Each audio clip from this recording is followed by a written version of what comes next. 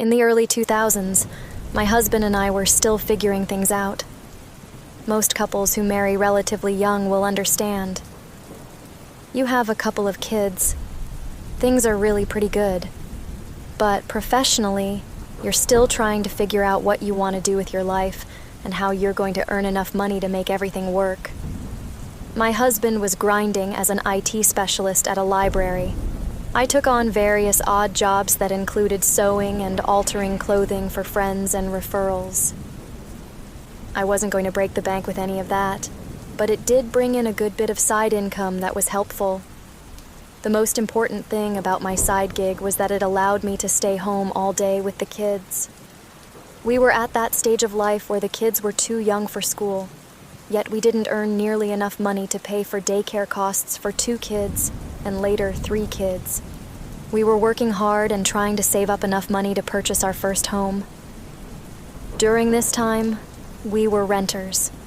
I remember renting a double-wide trailer park home as the first place we ever lived in together after college. We were so poor, but so happy. And the double-wide wasn't so bad because we didn't know any better. We were lucky to get a brand new unit so everything worked and it was clean, and you couldn't beat the price. When we lived in that place, we were actually able to save $2,000 per month. Looking back, that always amazed me. Unfortunately, it just didn't make sense to stay in that place after a string of robberies took place. One of our neighbors was even shot during the robbery. A few days later, they arrested some teenagers for the crimes, but it just wasn't worth it anymore. By that time, I became pregnant with our oldest son, and we wanted something safer. Over the next 4 years, we rented a number of different places. We rented a couple of houses that had a variety of maintenance issues.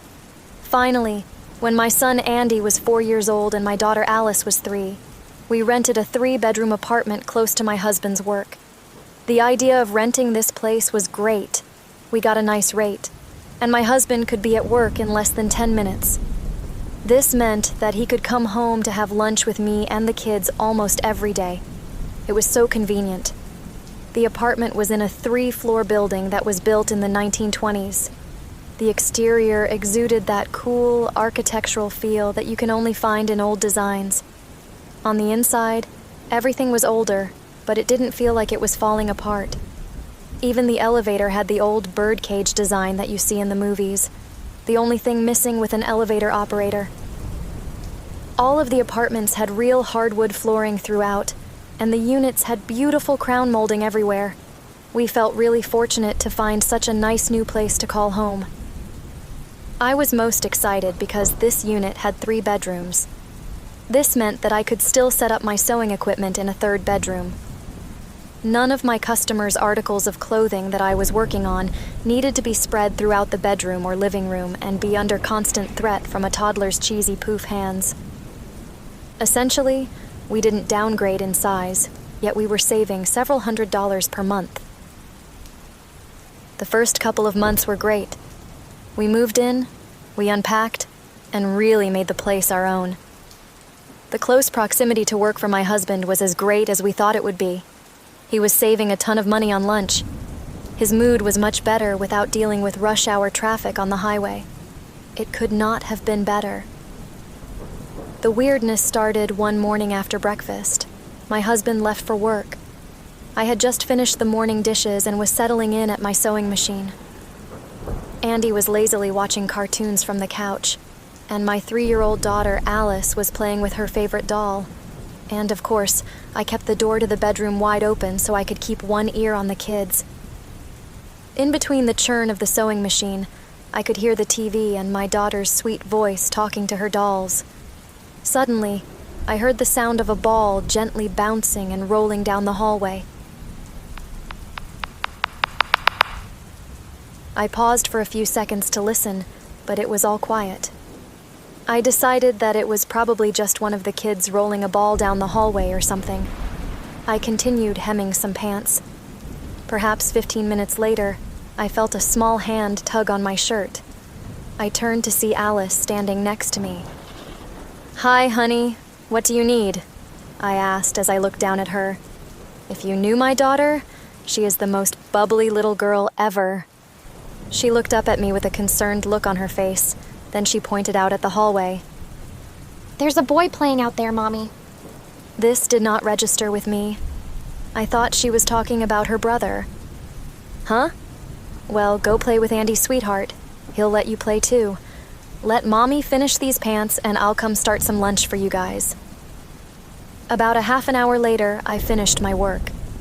When I joined the kids in the living room, Andy was laying on the couch with his head off the seat and upside down. His little feet were pointing up in the air and resting on the couch back. Boys. Meanwhile, Alice immediately came over and scooted right into my side. She buried her small face into my chest. She was clearly acting strange. Honey, what's wrong? Andy, what's wrong with your little sister? Andy just shrugged the way little boys do. How about I make you guys some lunch? Daddy should be home soon. After cooking up some cheeseburgers and grilled cheese for lunch, I forgot about the whole incident with the ball in the hallway. In fact, when my husband came home for lunch, I didn't even remember to mention it. Several days went by without incident. On another normal weekday morning, I was back to my routine of fixing pants and suit jackets for clients. In between the churning of the sewing machine, I would listen for the kids. The TV was on. I could hear my son laughing at his cartoons, but my daughter's sweet little voice was quiet. I got up to go check on the kids. Andy was on the couch like usual. Andy, where's Alice? He shrugged at me. Alice, where are you, baby? I walked back down the hallway and went to the bedroom at the end of the hall on the right. This was the bedroom that the kids shared. The door was mostly closed, yet cracked open by a few inches. I could hear Alice talking to someone. When I pushed the door open and entered, there was no one in the room but Alice. Sweetie, who were you talking to? David. Honey, who is David and where is he? He's the boy who lives here. He went into the closet. A shiver went up my spine as I looked at the closet. I timidly approached the closet. Slowly, I reached out for the doorknob and opened the door quickly. Nothing. Just kids' clothes, some toys, and a couple of plastic bins stacked on top of each other. I looked at Alice, who looked away shyly. Honey, is David an imaginary friend? Is he the same boy who was playing in the hallway the other day? Alice nodded. He scared me the other day, but he's nice. He just wanted to play. I had no clue what to say to any of that. I picked my baby girl up and walked to the living room. When my husband came home for lunch, I didn't say anything. But that night, I mentioned it to him. My husband was convinced that Alice was just playing with an imaginary friend. I half-heartedly agreed and dropped the matter. After that, from time to time, I would hear Alice talk to someone who wasn't there. I just chalked it up to the imaginary friend David. I asked Andy about it. He said he heard her talking to someone, but he never paid attention since she was weird anyways. Then one night, Andy changed his opinion. Around midnight, Andy burst into my bedroom. My husband was already asleep, but I was still reading a book. Andy was crying hysterically. Andy cried that there was someone in their room. I shook my husband awake. As he rubbed the sleepiness from his eyes, I shot up and ran to the bedroom. Alice turned her head to face me. He didn't mean to scare Andy, Mommy. David just wanted to play. He went back into the closet. I quickly walked over to the closet and opened it. Again, there was nothing but clothing and kids' stuff. Certainly there was no boy named David in there. My husband stumbled in and asked what happened. After I explained, he walked around the apartment, checking the other rooms for any signs of a little boy named David. Andy refused to sleep in his room that night. As a result, both kids squeezed into bed with us. When the kids were really little, I always found it to be sweet when we squeezed into bed together. But now, they were all arms and legs. It was hard to sleep with a heel on my nostril or a toe in my ear. Yet, there was no convincing Andy. Suffice it to say, I didn't sleep much that night. The next day, I was exhausted. I struggled through the morning with 2 cups of coffee. I made a simple lunch of cold-cut sandwiches and chips. After my husband returned to work, I forced the kids to nap with me. With just the 3 of us, there was actually plenty of room on our queen bed. Andy protested, but I stood my ground and he relented. That kid always hated taking naps. It was about 2 hours later when I woke up. I felt amazing and refreshed. The bedroom door was open. As I looked around, I noticed that both kids were gone. However, from the opened door, I could hear the TV and I could hear both kids in the living room. I closed my eyes and just laid there for a minute. Suddenly, I heard a ball gently bounce down the hallway. It sounded like it rolled into the bedroom.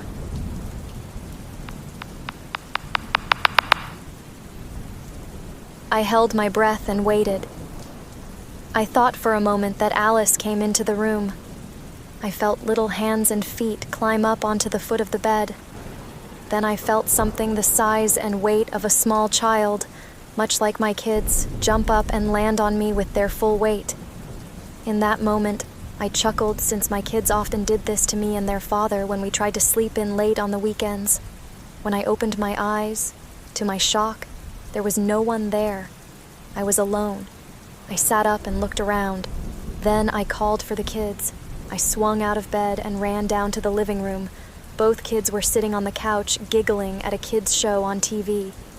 That's when the terror hit me. I frantically put on my house slippers. I called both kids over and got their sneakers on. I grabbed my house keys, and we bolted out of that apartment. Both of the kids were in the living room. What the hell jumped on me? We got into my van and drove straight to my aunt's house on the other side of town. I called my husband and told him what happened. We have always had a close relationship, so he did not belittle me, but I could tell that he didn't fully believe me. His rational mind tried to make sense of it. Perhaps I just dreamed it and thought I was awake. I insisted that I knew that what had happened really happened.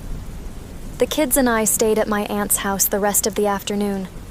I told my husband that we would return home when he got off work. I fully expected to get home and have him try to suggest other logical explanations. However, when the kids and I arrived, my husband was waiting for us in the common lounge area on the main floor. He greeted me with a kiss and told us that we were going to a hotel for the night. The 4 of us went upstairs to pack a couple of overnight bags and quickly got out of there. Later that night, as we sat in bed at a Holiday Inn, the kids snoozed peacefully in the other queen bed. My husband told me that he got to the apartment early. He saw that we weren't back yet. He decided to have a look around and saw nothing unusual. He went to the bedroom to change out of his work clothes. As he was taking his t-shirt off, he saw, or thought he saw, a boy about the size of our son dart by the open bedroom door. My husband quickly shot out and after the boy. He thought for a second that maybe we were home. He dashed a few steps into the kid's bedroom and saw this boy's back as he slipped into the closet. The door closed behind him. My husband quickly walked over and opened the closet door. There was no one in the closet. He walked out to the living room half expecting to see us. He was the only one home. My husband grabbed his jacket and exited immediately. He sat down in the first floor lounge, completely baffled by what he had just seen. My husband took the next day off. We spoke to the apartment manager together. He confessed that the unit we rented had a great price because it was haunted by a small boy. The manager said he had no idea who the boy was or how long he had been haunting the apartment. He said that sometimes renters don't complain about the boy at all, but sometimes renters don't stay very long. He was hoping that the boy wouldn't bother us, since the unit had sat empty for several months prior to our interest. The manager apologized and offered us our deposit back as well as flexibility as we searched for a new place to rent. While we were a couple who enjoyed a good Halloween scare or a horror movie, we had no interest in living in a haunted apartment. We started looking the next day. When we couldn't find an apartment we liked, I called my parents. They loaned us a portion of the down payment, and we ended up purchasing a nice little starter home nearby. We've lived in this house for the last 6 years now, and I can gladly report that we have had no paranormal experiences here. With any luck, we won't have another one again.